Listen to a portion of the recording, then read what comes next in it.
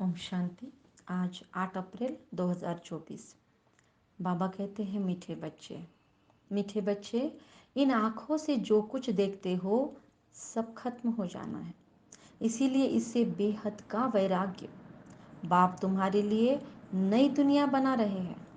प्रश्न, हम बच्चों को साइलेंस में कौन सा रहस्य समाया हुआ है?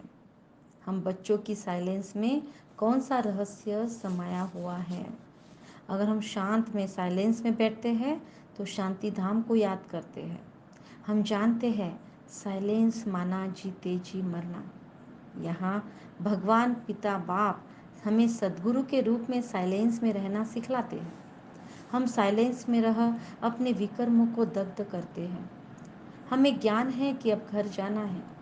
दूसरे सत्संगों में शांति में बैठते हैं, लेकिन उन्हें शांति धाम का ज्ञान नहीं है। वो भले बैठते हैं, डेड साइलेंस करने की कोशिश करते हैं, लेकिन उन्हें वो शांति का डीप अनुभव नहीं है। इसलिए भले करते हैं पर फ़ायदा हमारे साइलेंस का है, क्योंकि हमारा साइलेंस समझ के साथ साइलेंस है। हमने किसी से मन मुटाव हो गया इसलिए साइलेंस नहीं पकड़ा। हम तो सब कुछ होते हुए शांत में जाने की दृढ़ प्रैक्टिस कर रहे हैं। बाबा ने कहा कि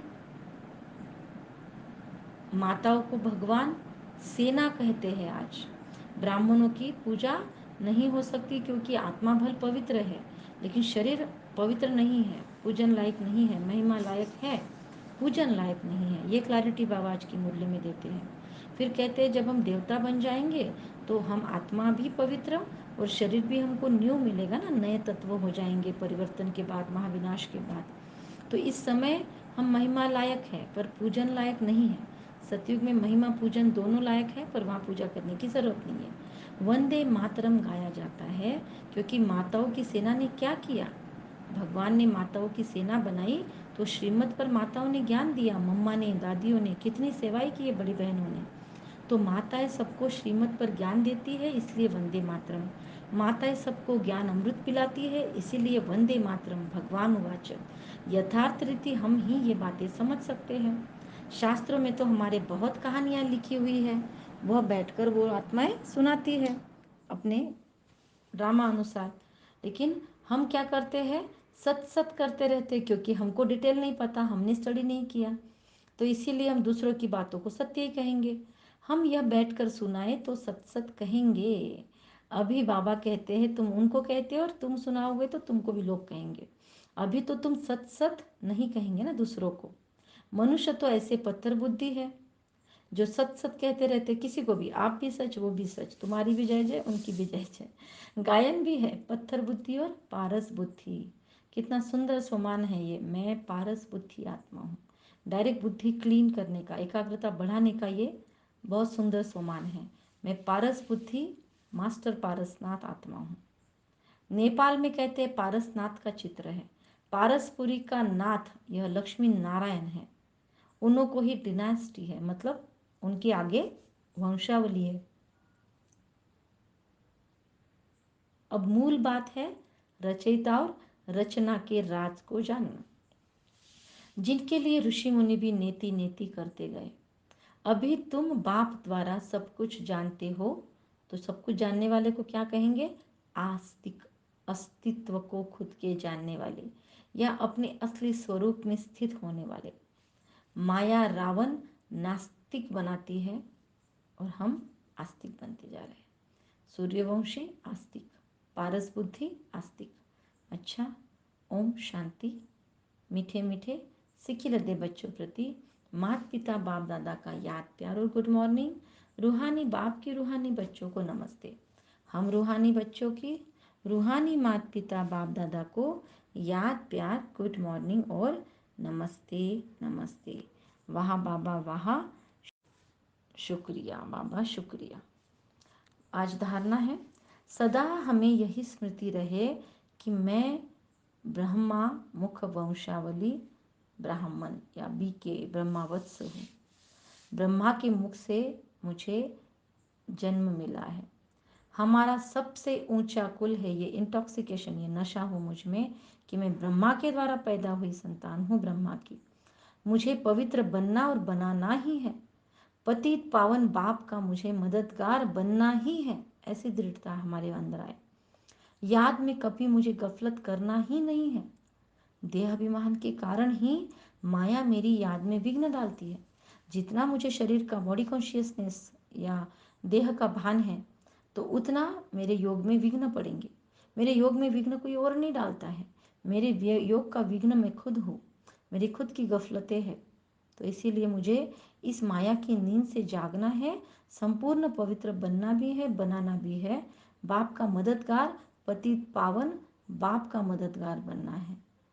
याद में माया विघ्न डालती है, इसलिए पहले देह अभिमान को मुझे छोड़ना है।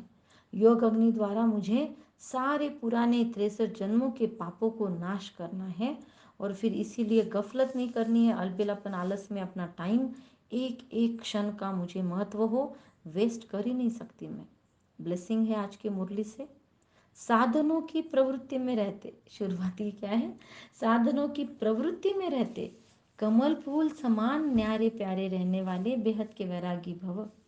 एक कमल के पुष्प को देखकर क्या क्या याद कर सकते हैं हम, अपना चिंतन चला सकते हैं कि कमल के पुष्प को देखकर क्या क्या मन में आता है। अगर आप लोग भी लिखना चाहो तो ऐसे लिखो और कमेंट में पोस्ट कर दो, या हमारे व्हाट्सएप नंबर्स पे पोस्ट कर दो। साधनों की प्रवृत्ति में रहते कमल फूल समान न्यारे प्यारे रहने वाले बेहद के वैरागी भव। साधन मिले हैं तो उन्हें बड़े दिल से यूज़ करो, संकुचित वृत्ति से नहीं, बड़े दिल से। यह साधन है ही आपके लिए, लेकिन साधना को मर्ज नहीं करो। ऐसा नहीं साधना में साधना ही भूल जाए साधनों के ना, इसमें तो पूरा बैलेंस हो, हमें वो रखते आए तभी साधन बढ़ाए, नहीं तो नहीं। साधना या साधन, बाबा कहते साधन बुरे नहीं है, पर साधन तो आपके कर्म का, योग का फल है। जितने श्रेष्ठ कर्म किए, योग किया, या फिर अनेकों को दुआएं दी, या अनेकों को सुख का मार्ग दिखाया, तो उनकी दुआएं कहीं ना कहीं तो काम करेंगी ना। तो उसके बलबूते पे हमको मिलता है कभी साधन। तो साधना हमारी परिपक्व हो, उसके लिए सबके ब्लेसिंग्स मिले। योग का फल है साधन या आपके कर्म का। बाबा कहते साधन बुरे नहीं हैं, लेकिन साधन की प्रवृत्ति में रहते कमल पुष्प समान न्यारे रहो। मेरे पास बहुत कुछ है, बहुत साधन है मुझे जिससे मैं योग लगा सकूं, है ना, लेकिन फिर भी मैं क्या कमल पुष्प समान न्यारी और प्यारी बाप की हूँ। मेरे पास आराम से बैठने के लिए घर है, कुर्सी है, मेज़ है, जो भी है, मेरे पास बहुत धूम धड़ाका है, मेरे पास बहुत अरेंजमेंट्स है सारी चीज़ों की, और फिर मैं बैठी हूँ साधना करने।